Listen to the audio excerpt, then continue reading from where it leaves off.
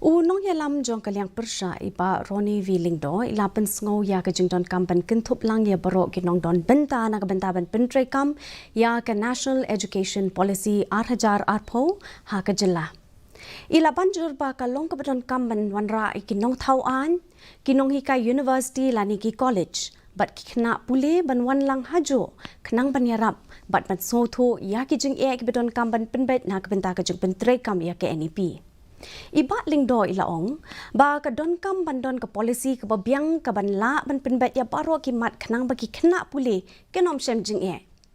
hakawai pat kaliang unong yalam jong kaliang persya ula ai jeng mut ba Donkam ban Kynthup lang ya ki khot jong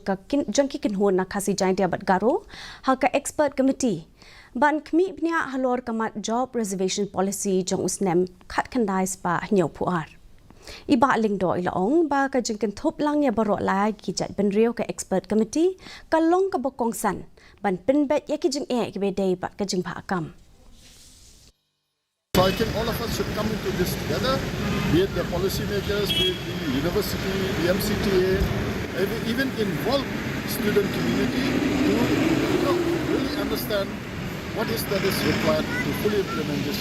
We cannot simply implement it and then after that regret because it's not been, it's not been comprehensive. There are, lacunae here and there, anomalies. Discussed again with the government so that they include from this community, because to address the issue of these communities must have somebody from representing the communities, Baroh and the KHASI community. Some of the people to have an expert committee to settle this issue, I think has borne fruit, has been successful, and I believe it will carry forward